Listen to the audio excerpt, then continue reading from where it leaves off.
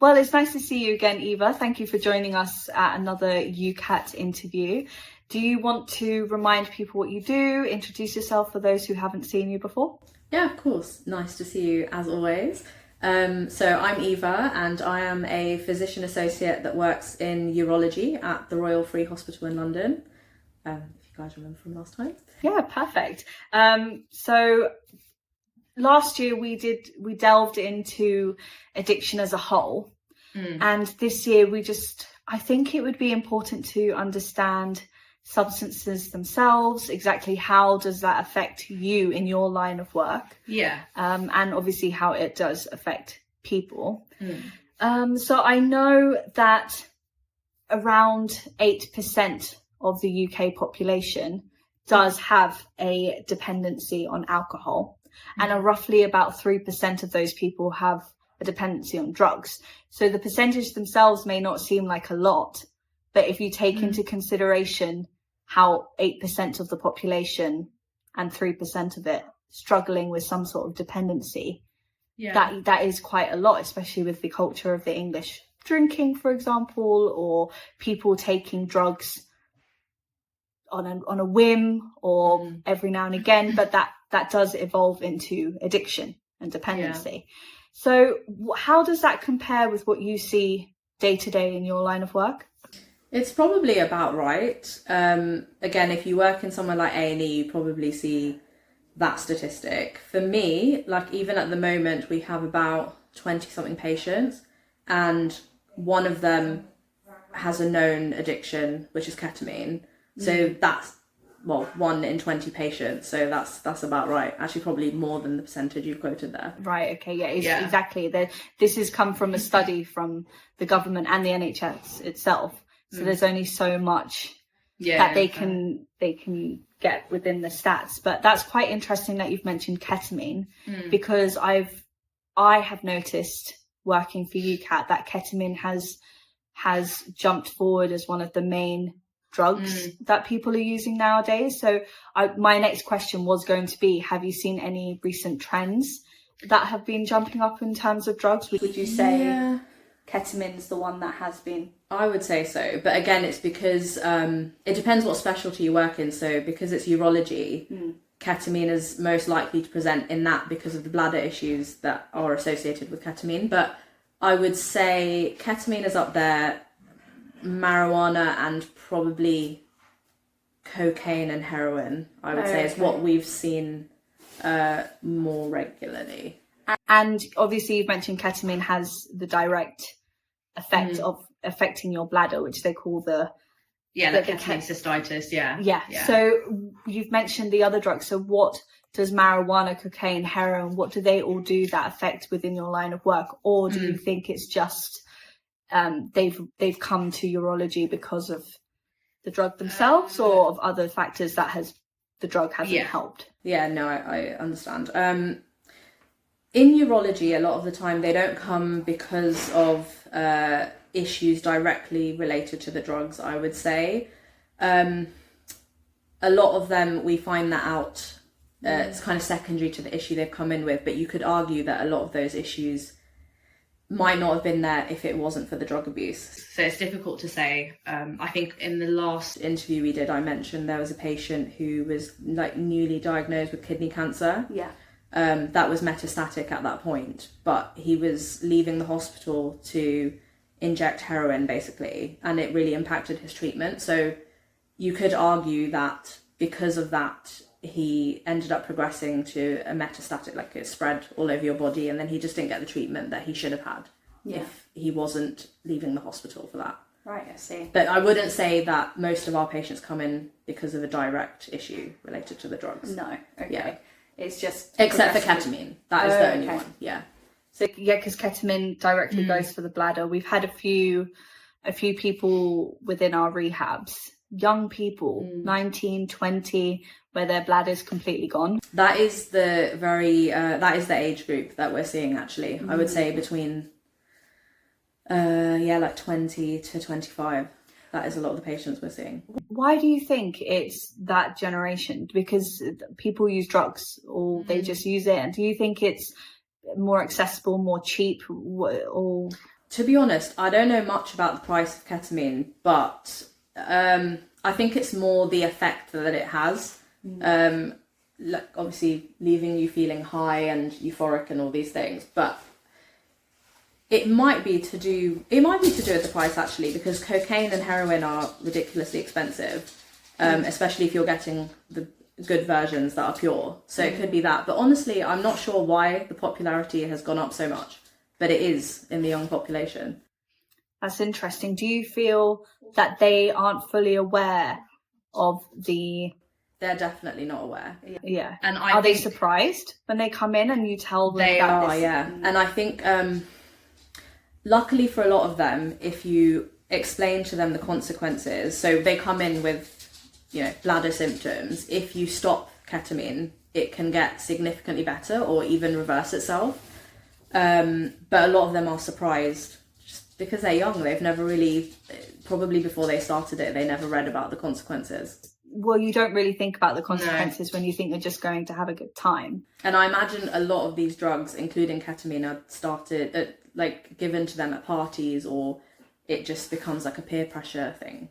So another recent trend that we've seen with young people especially is polysubstance use. So when people use more than one substance in one high. And that, do you often encounter patients with that they've had poly? It's quite common actually, because of the settings that you've probably been introduced to the drugs, as I mentioned, in parties and things. So taking a combination, although very dangerous depending on the drugs, can obviously make the high a lot better. So I'm not surprised that it is combined in a lot of cases. And also, I was going to say, with addiction, it's usually not related to just one substance.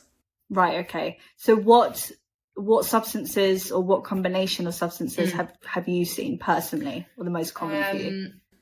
I think probably the most common, and that people don't necessarily end up in hospital for this, but would be like alcohol and marijuana. Those are probably the most common, but what else? People will also do... They tend to do a lot of combinations with alcohol, I would say. Yeah. If that's the most popular, what would you say would be the most dangerous combination? So you've got different drugs. So some are stimulants, some are depressants. So if you combine any of those, so for example, if you were to combine, so alcohol is a depressant. If you can't combine it with another depressant like heroin, that can have catastrophic events, because it can cause respiratory depression, right, and can stop breathing, and that would obviously lead to death. And again, with stimulants, the effect that would have. So I once saw a patient as a student who'd had a heart attack from cocaine, too much cocaine, because obviously your heart rate goes through the roof and you have a heart attack. So essentially those are kind of things you see. And the more extremes would be like multi-organ failure. Right, okay. Yeah, so just all in all, any substance isn't great, but mixing them just increases a terrible idea. Increases the risk of... Or either mixing them or overdosing. But you're more likely to overdose if you start mixing and you're not keeping control or tabs on what you're actually taking. Yeah, 100%. So, it is... But even as you mentioned that you focus in urology, but you've also mentioned that you have encountered patients with drug addiction problems or people just being there because of drug use themselves. Which cases do you find more frequently? Is it the young people that come in because of ketamine, or is it the ones that have been addicted for years that are coming in, or is it alcohol substance where people can get alcohol really easily? Are they the ones that come in? Who do you find within the area of addiction? I would say, based on my experience, it's probably the chronic users because they've had longer to do damage. And as you said, it's usually a combination of things. So we tend to see the effects of alcohol a lot more. Because also with alcohol, once you've reached a certain point, it truly is irreversible.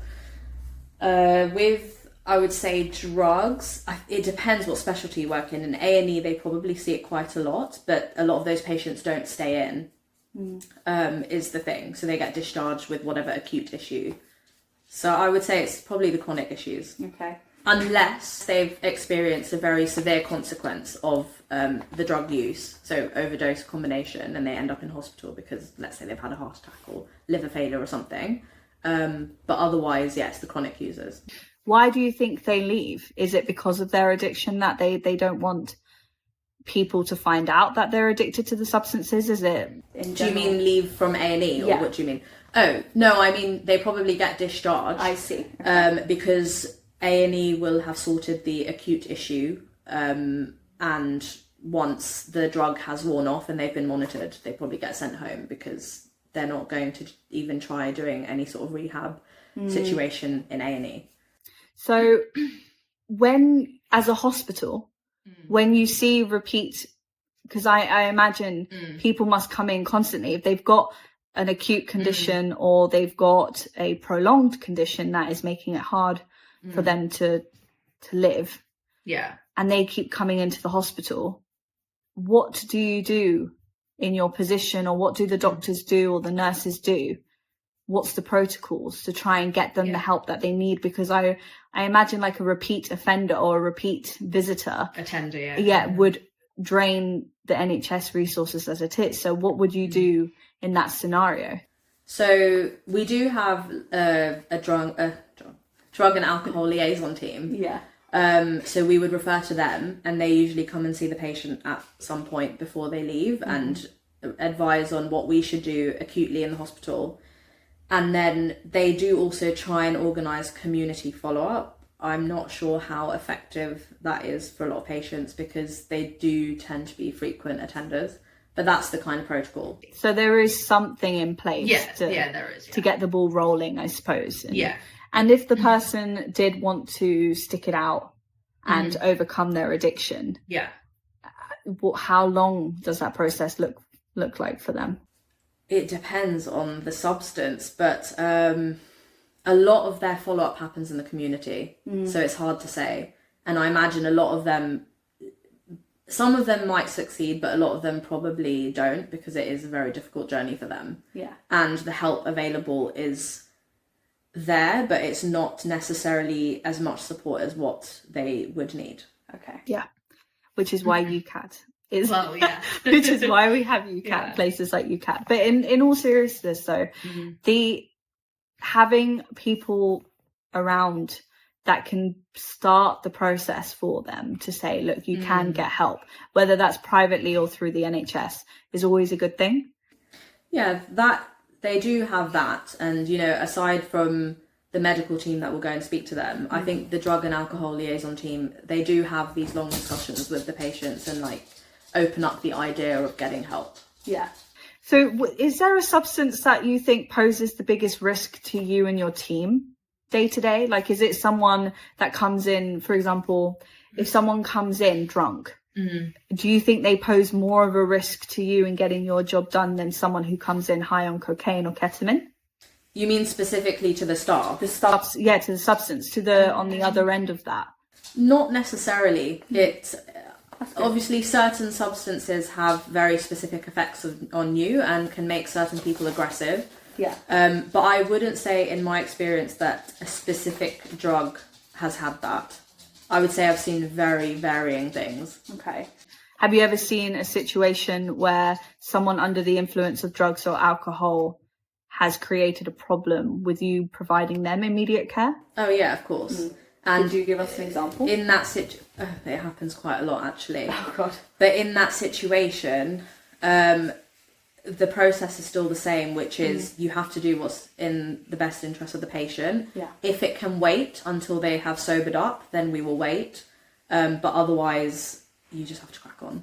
So if someone comes in and they're under the influence, coming down from being high can take anywhere between, depending on the substance. If it's a quick form substance, perhaps maybe half an hour to regulate. But then if you're drunk, could take a few hours, and then you've got the symptoms of a hangover. You've got the come downs as well for certain drugs, the depressant drugs, as you previously mentioned. How can you afford to wait to help them? Can they just take a bed in the NHS to do that? We have to wait. Yeah, I think in A&E what we're seeing is that people are just on stretchers or in the corridor in that situation. But I mean, if they need medical help, we have to wait. Yeah, no. I mean, that must pose some difficulties for you trying to see everyone. It definitely does. But there's nothing you can do, because at the end of the day, you have to make sure they get the help they need. Yeah. And that's the same for when they go home. We also find that a lot of these patients are in difficult situations, like they have no home to go to. The current patient we have on ketamine, he's living on somebody's couch, which we can't just let someone go home like that. So he is staying in hospital in order for us to help him with that. Right, okay. Oh, there's so many different scenarios that would, and you have to, it's kind of like a wide umbrella. Yeah. You're doing a lot to try and help one person, but then you've got multiple people coming in in 1 hour, for example. So, well, if you send them home, especially when they're already struggling with addiction over whatever substance, they're more likely to relapse if you place them in that situation again. Yeah, because relapsing is extremely common. So when you have people that come in and they're on different substances, I'm intrigued to know if they respond psychologically different to you. So if someone is high on alcohol and then you've got ketamine, heroin, marijuana, all these different substances that you see, do they react differently?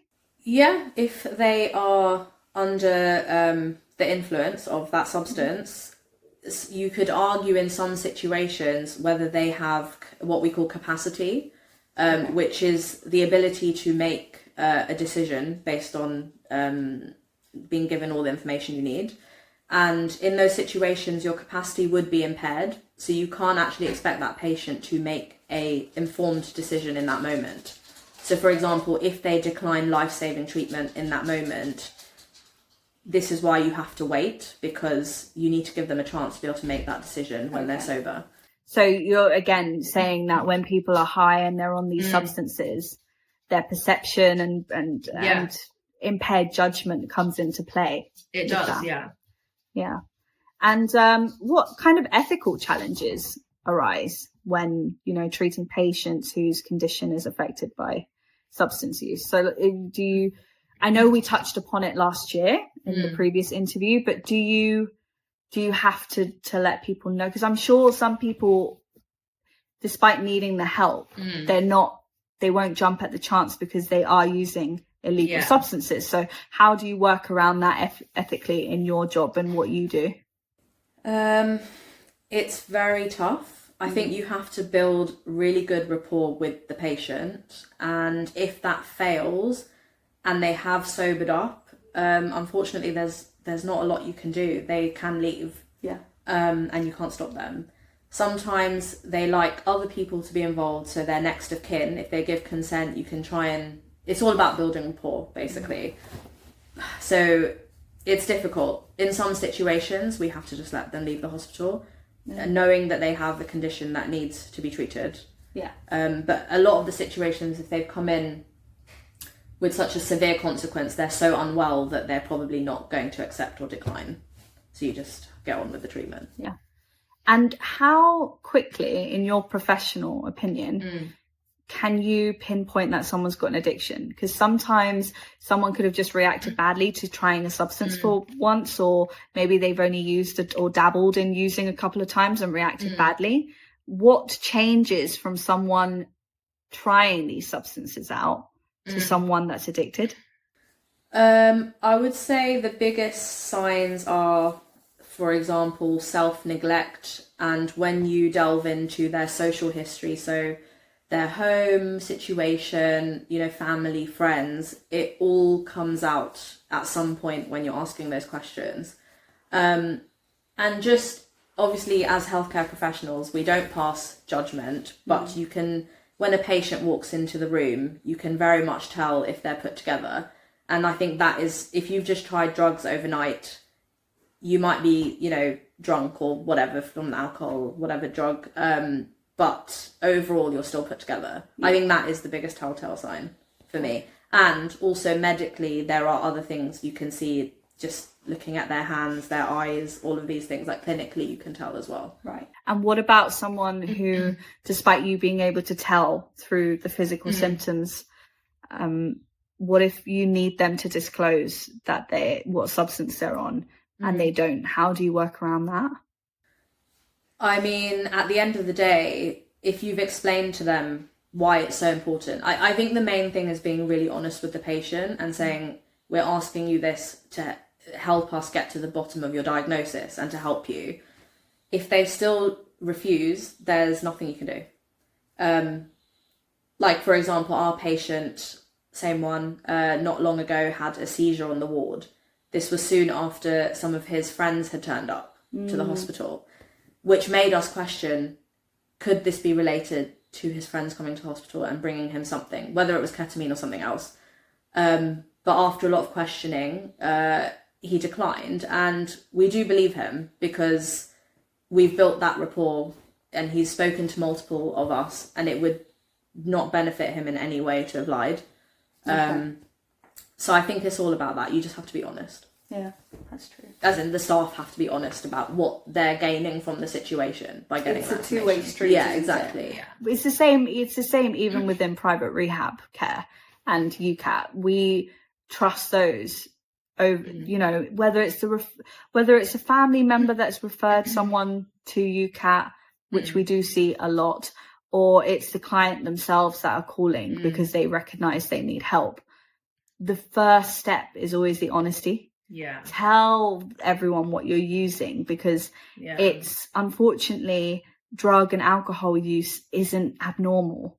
Lots of people do it. So if you know and recognize that you need help, or you're in a medical situation where you know not disclosing it could put you at more risk, the best thing is to be honest and just say, look, a lot of them struggle with that. I know. I think it's the denial aspect. I think a lot of people that depend on drugs and depend on alcohol, no one wants to know that they are dependent on something. Everyone wants to think that they have control. If I'm drinking a bottle of wine, it's because I'm in control of that. Yeah. And I'm fine. But then the more you get dependent and the more your body physically becomes dependent and it turns into an addiction, the more you become in denial, because you recognize it within yourself and you want to hide it from people. And that can be anyone. That could be your parents, your kids. It could be the medical staff when you go to the Royal Free. It could be anyone, but you don't want to sit there and admit it, because that's the hardest part. So I feel like when people are ready to get help and they've made that decision to do it, the best thing to do is to be honest. Well, I think sometimes ending up in hospital is a wake-up call for a lot of them. As well. Yeah. Unfortunately for some, it's not enough. They have to have multiple admissions. But I would say, that is a good first step. Yeah. Even though it's not a good thing for their health. No, of course not. Do you encounter many overdoses? Oh, yeah. I wouldn't say in urology specifically, but I remember as a student, yes, we do. Yeah. In A&E, they see that a lot. Can you kind of give us, you don't have to go into too much detail, but for just people who wouldn't know what an overdose looks like, and that could vary between the substances, can't it? Yeah, I mean, so as I said, if you overdose on something that is going to be a depressant, so as I said, something like heroin, mixed with other things that are depressants like alcohol, people can come in with breathing difficulties and in the worst case scenario going into a coma. I don't think, coming up, you're not going to present to A&E like that because you're still breathing and walking around. Yeah. So overdosing is just taking too much of a substance or a combination of substances. So people present in very different ways. So something as simple as paracetamol, that's very common. And people can come in with as severe as liver failure at that point. And then you have to reverse the paracetamol and monitor them. And if they've gone to the point of liver failure, then they may end up on intensive care with, other issues like multi-organ failure. So it can be, you can go from mild to very severe. Yeah. Which is insane, because people would think, and you would think, something like paracetamol or ibuprofen, where you can go to Tesco or you could go to Sainsbury's and buy it in a regular supermarket, or even go to your local pharmacy and get it, you would think, oh, well, that's regulated and that's safe, despite the warnings on the boxes and everything.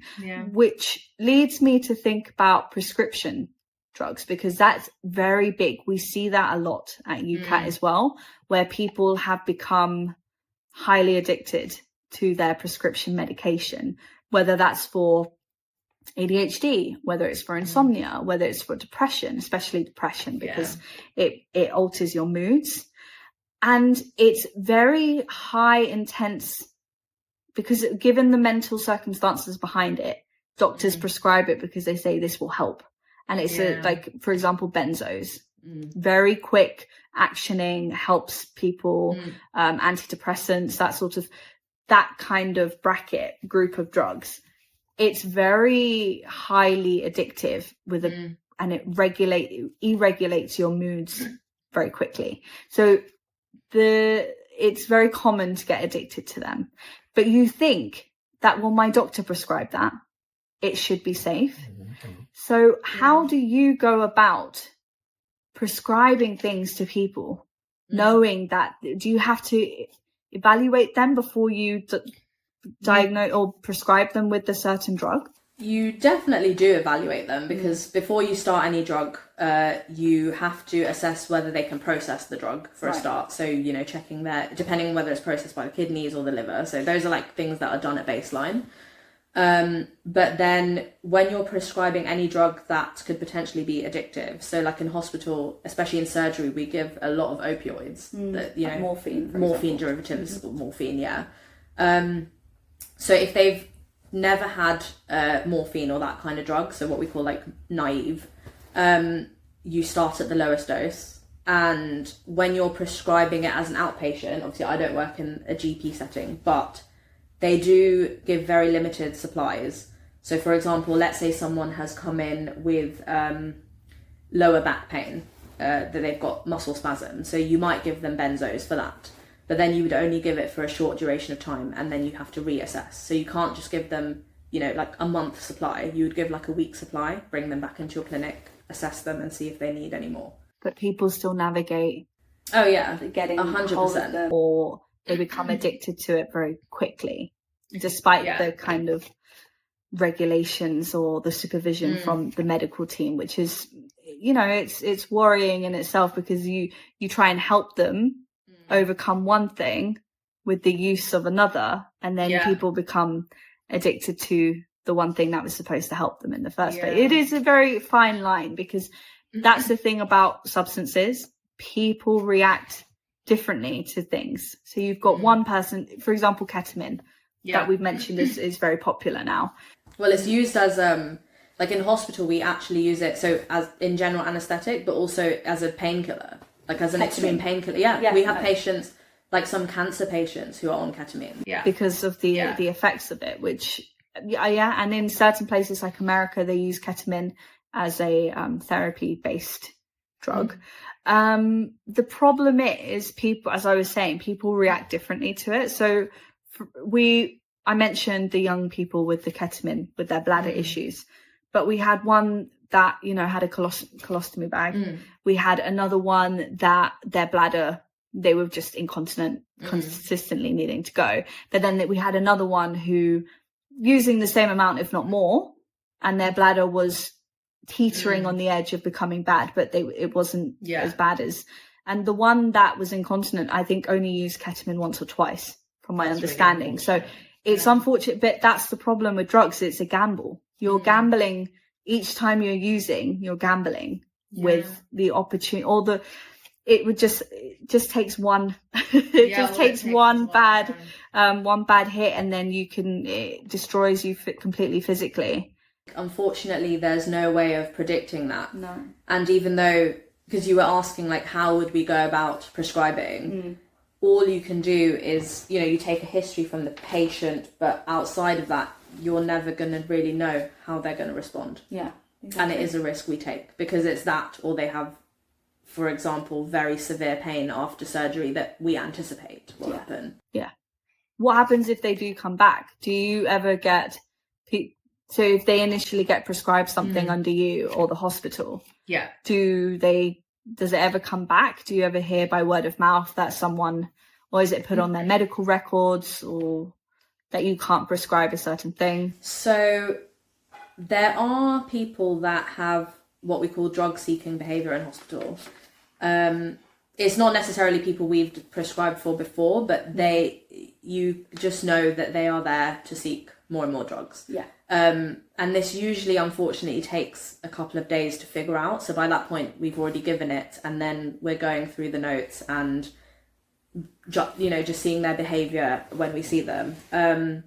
I wouldn't say we see patients come back that we've prescribed for, but I wouldn't be surprised if they are then going to their GP, because that's usually how it works. Right, yeah. Yeah. So then the GP would regulate and make sure. Yeah. But it's very difficult to get those stats because we just wouldn't hear from those GPs about it. Yeah, it's a very convoluted system. So obviously we've mentioned a few drugs, but I think it'd be interesting to our watchers, our viewers, to know specifically some bad risks of or what you see depending on the drugs. So for example, we've mentioned ketamine and the bladder issues. Are there any other issues that ketamine can... That is actually the main thing that we see. Obviously, if you took it in really high doses, it would sedate you, and we don't want that. No. They can put themselves at a lot of risk in parties and situations like that, where perhaps they cannot think straight. Yeah, impaired judgment. Exactly, is a big one. Impaired judgment, that's the correct terminology.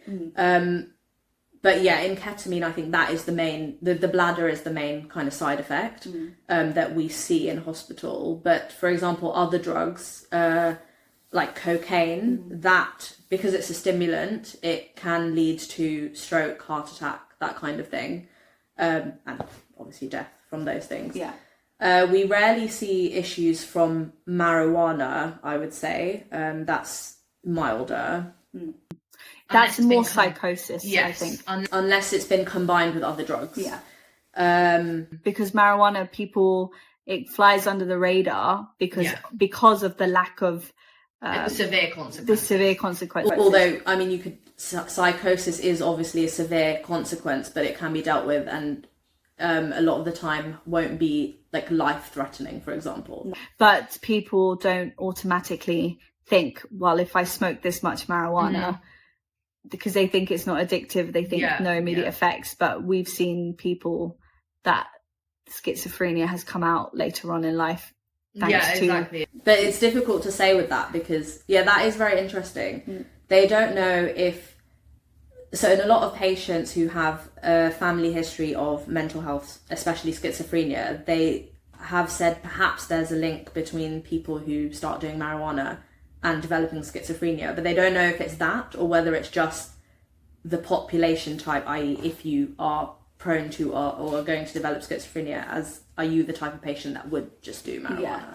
So it's hard to say which are you numbing something to do, which most people do anyway. So what other substances can we think? We've mentioned things cocaine, like ecstasy, MDMA. Those are very popular for when you're out raving or clubbing. What do you see with that? We don't really see that, if I'm being honest. No.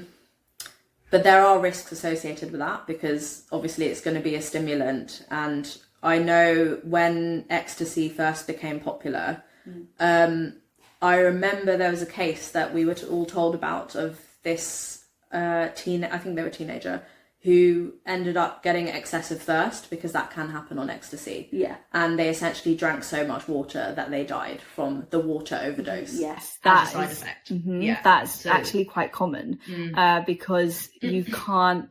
Again, it comes down to your impaired judgment. It comes down to you not tracking, not being in control of your own body. So you don't understand or don't realise what you're doing. So that's actually quite a big risk that you have to be careful about because you essentially drown yourself. But it's difficult in those situations because you probably have impaired judgment because of a lot of things. They're probably drinking alcohol at the same time. Yeah, as well. And it's just one of those it's one of those drugs that it keeps you really alert but not fully there. So it's quite confusing, because you think you're on it, you think you're super ready and buzzed, and it's the same with cocaine. You think you're there, but to everyone else, if you were to look at something, you can tell when someone's been taking something, or it's a very obvious thing, even if you think yourself you're hiding it well, masking it well. They're definitely not. No, they're not. No, they're not. It's the same when people get drunk. You can tell when someone's had alcohol, especially when they're trying to hide the fact that they've had alcohol, even on a night out. If someone turns up later and you see everyone's had a few drinks, you can tell, because there are telltale signs. But that's, to drown yourself or accidentally drown yourself because you've taken something is a terrifying risk. There are lots of there's a lot of other drugs as well, like the party drugs kind of thing, but again, I'm not sure how much of that we see in hospital past the point of A&E. Because you would see those kind of people when they've gone a bit too far, that there's way too far high alert kind of people not walking in casually, because the high lasts differently. It's more short-term highs. So they're gonna sort them, kind of regulate themselves. I'm sure those people are in A&E, as I said, in the corridors, and the staff are waiting for them to sober up, but most of those people probably don't end up in the hospital because of it. Well, apart from obviously death is the biggest risk that you can take with any substance. What kind of long-term substance effects do you see?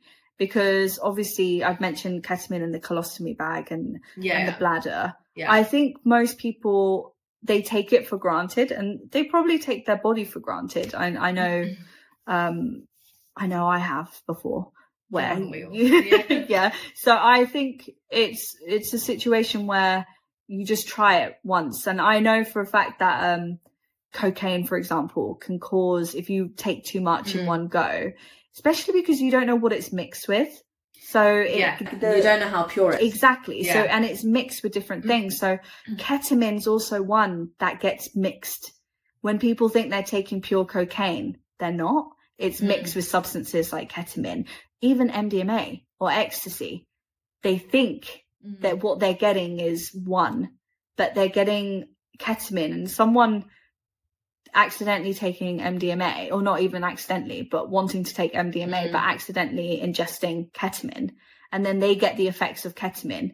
That in itself is a big risk. And it's difficult because then when they come to A&E, they're saying, oh, I took this drug. But actually, there's a bunch of other drugs which, if you were to test it in their urine, for example, or blood, that's the only way you're going to find it.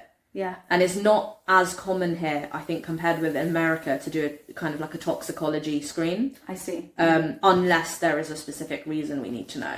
Unless you think that there's a reason that if it's going to change our management, we will do it. But otherwise, it's probably not as common. I see. So there could be loads of people that come in and don't even know what they we don't know exactly what they have taken. They probably don't know what they've taken. So cocaine, obviously we haven't really talked too much about, but you were speaking about effects. So like, for example, people who snort cocaine, they can really damage the inside of their nasal passages.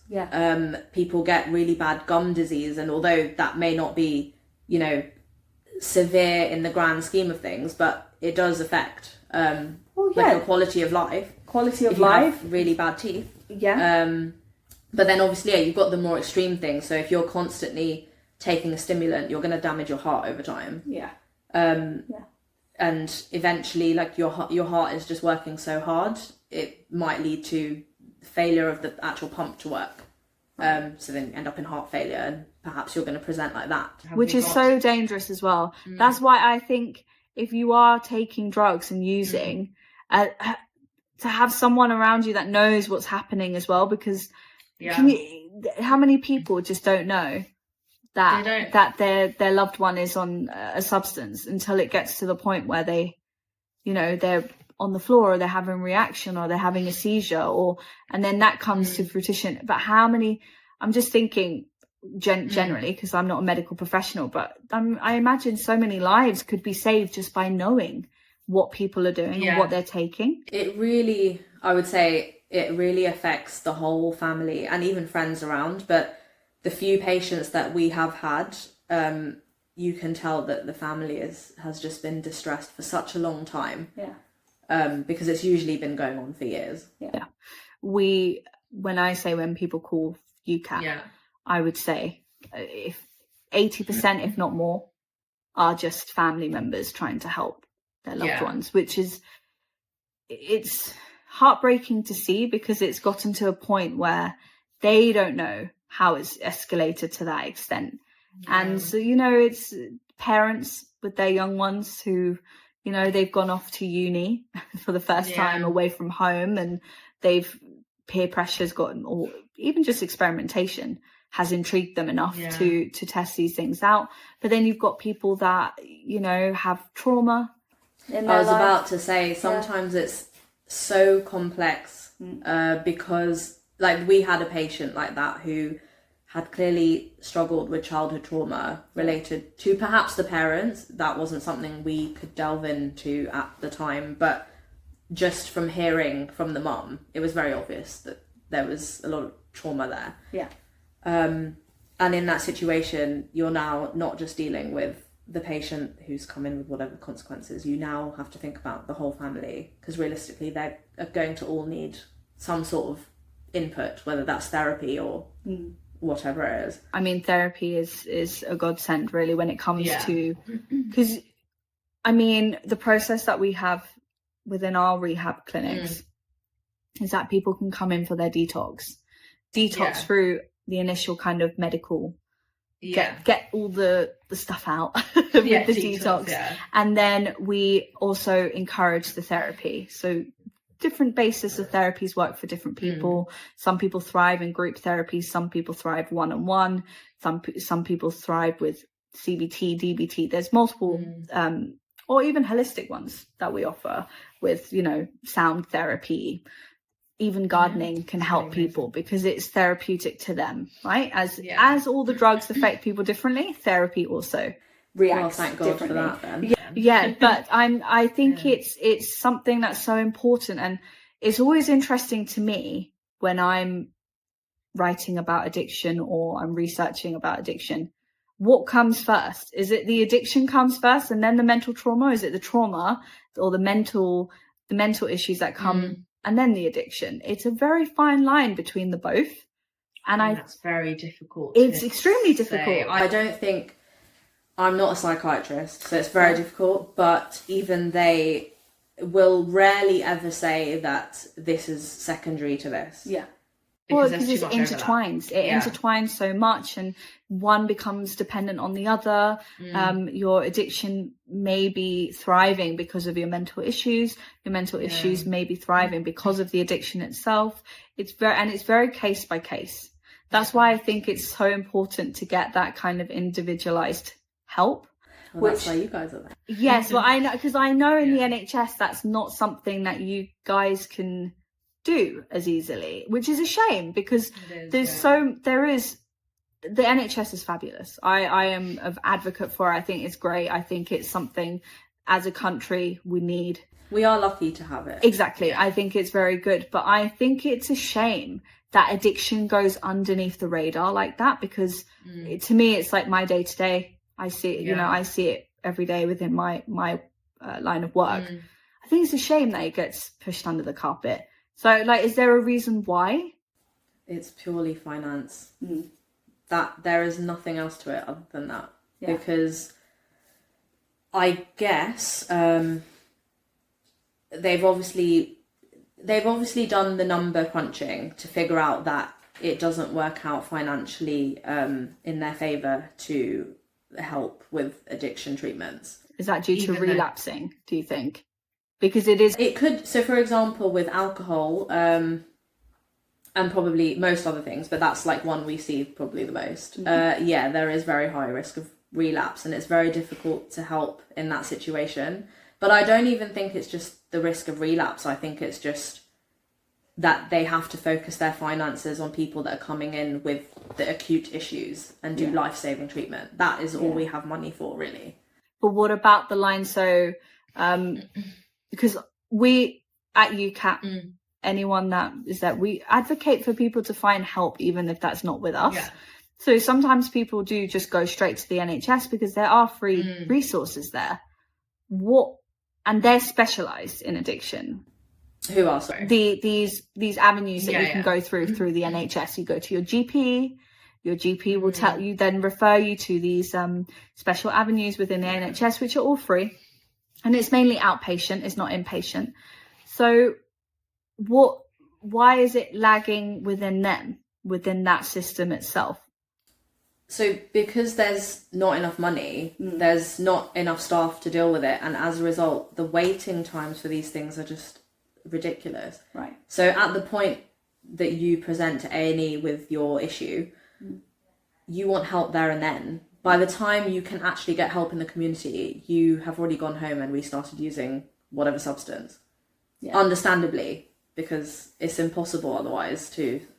Some people will get the scare and stop, but realistically, most people won't do that.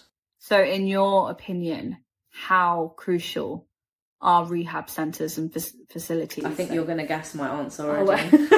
I mean, you can say it though. I think I love the NHS, hence why I work there. Yeah. But realistically, I think we need rehab facilities because there's no way that we can help people with addictions, I would say. The only thing we can do is guide them. But the other barrier, I think, is that a lot of healthcare workers don't actually know a lot about drugs. So if you work in A&E, you probably have more of an idea because of the people the pure number of people that come in. Yeah. But even in my department, if I were to mention certain drugs to the consultants, they're not going to know. That's interesting. So that's another barrier, is if you don't think about those things, you're going to miss it in your patients. Yeah. And that's going to delay a lot of things as well. Okay. And obviously, if you work in healthcare, you hold a lot of compassion. But if you just don't know enough about the substances, you're not going to hold as much compassion as someone who is fully aware of all these things. Everyone knows about the main drugs, that we've discussed, like cocaine, heroin, marijuana. But there's a lot of other drugs these days that that generation just won't have come across. Yeah, that's interesting because it is ever evolving and it can... Even to every day hearing a new drug that's come out on the market or a new name for a drug and you think, what is that? Or some sort of divert, like you've got cocaine, pink cocaine, and then you've got all these different kind of you globally see a lot more, actually. So you should see more than we do in hospital. I think it's because people genuinely come to us for help on a specific substance. So we've seen loads, and it's benzos, antidepressants, all of those that you think, okay, medical, they would know. And then ketamine's massive nowadays. And then you've got the different types of addiction with all these different substances that are new. And then we have to research it and keep on top of it, keep on track of it, because we have to. But I think that's different because the people, the doctors, the nurses, the therapists, the psychiatrists, the team itself within UCAT, even the admissions team, they are very up to date and knowledgeable about the addiction in itself. Plus a lot of them have dealt with addiction in their lives, whether that's them in being in recovery or knowing someone that is. So it's that compassion that we come down to it, because I feel like, again, understanding someone, and I think addiction is very easy to be thrown to the side when you don't understand addiction. It's very easy for someone to say it's a lack of willpower when that's not the case at all. It's a disease. It's something that affects a chronic illness. Chronic illness that affects multiple people different ways. It's genetic. If your mother or father, grandfather, grandmother, going back, is prone to have been addicted or had an addiction problem in their life, it's very logical that you would also be prone to having that addicted gene. So I think it's very important that, obviously the NHS being there, but I think it's very important for these private facilities to be available to people. I think they will save us money in the long run. Most likely, yeah. Because, I mean, I can't remember the statistics you quoted at the start for, so it's roughly about 8% of people dependent on alcohol, 3% on drugs, illicit drugs. So, I mean, perhaps they don't consider the 3% or the proportion of that 3% significant enough that end up like in hospital with complications. Yeah. But realistically, yeah, I mean, if we could help people and prevent those things, we would save a lot of money in the NHS. Yeah. Because those people don't come to rehab facilities with heart failure with a stroke or whatever, liver failure, do they? No, we wouldn't be able to take them in anyway, because they'd have to be physically fit to be able to go into rehab. The NHS is still paying for the consequences of those people not receiving help. Yeah, exactly. So it is very integrated. Yeah. The more that we can help people at UCAT, the more the NHS will benefit from resources being more available to people that need them, because they're not there. I think, you guys are so important in many different ways. For example, we get patients that have dependence, and having an addiction to whatever substance ruins not just their life, but the rest of the people. Yeah. And then those children, for example, have to go to get taken by social services. And there's a lot more financially at play than just even that person. Yeah. So you could actually help a whole family. Yeah. I like to think it that way. I think that's a really nice way of putting at it. I think it's so important that there is someone or something available for everyone. I agree. Even if, there's always a chance to have a second chance, is basically, I don't think anyone should be given up on. I know private rehab or private therapy is expensive. I was about to come to that. It is, and it's an expense, but I think, can you really put a price on your life? I could argue, yes, because some of the patients that we see would just never be able to afford rehab. Yeah. Not in any lifetime. But there are places to help. I know that the NHS free, we said, isn't the best because of the resources, lack of funding. I understand that, but there are so many other places that they can seek help. There are charities out there that do their own rehab, centered things. We've got the stat in place that, local councils that will help and refer people to and subsidize some of the money. There are avenues. You just got to look for it. And sometimes all it takes is a phone call to understand, because you can afford it if you want it in different. So for example, in UCAT, we have multiple centers across the UK. Yeah. Different pricing. It won't always be the same pricing in every single center. So you can go to a more affordable rehab if you can't afford, the extra days, for example. There are different ways that you can do it, but I feel like even if you can't afford it, asking for help is a step. But I think the issue is a lot of these people don't know where to start. And when you are under the influence, a lot of the time your brain function is involved, and they just can't even fathom the idea of getting help. I think not knowing where to start is a very good point. But if you're ashamed to go to the NHS, for example, because you don't want to physically go there, call someone. Call someone.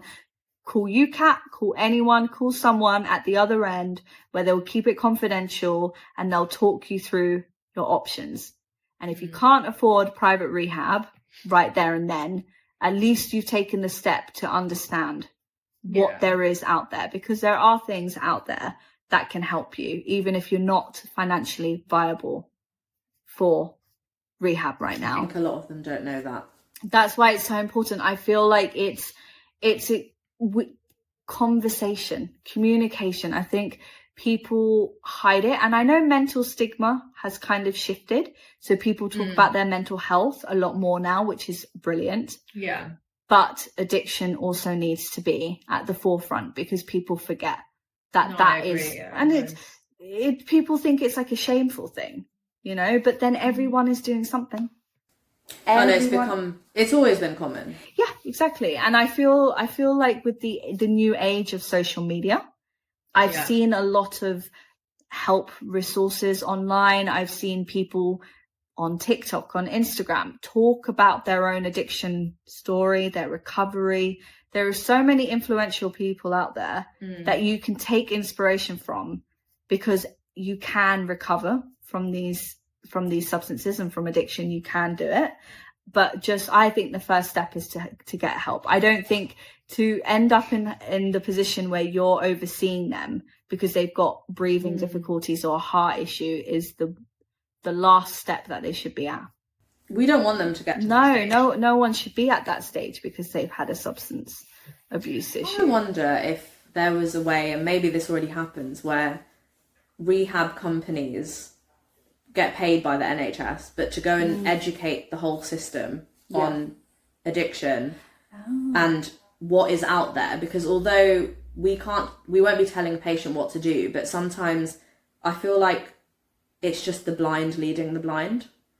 I see. So you think the NHS and the staff at the NHS would benefit from more education? I think so, yeah. Because if at the point of A&E you come in with something and you met someone who is really compassionate and could not even give you advice on what to do necessarily, but just a starting point, you would leave there feeling a lot more positive about what to do.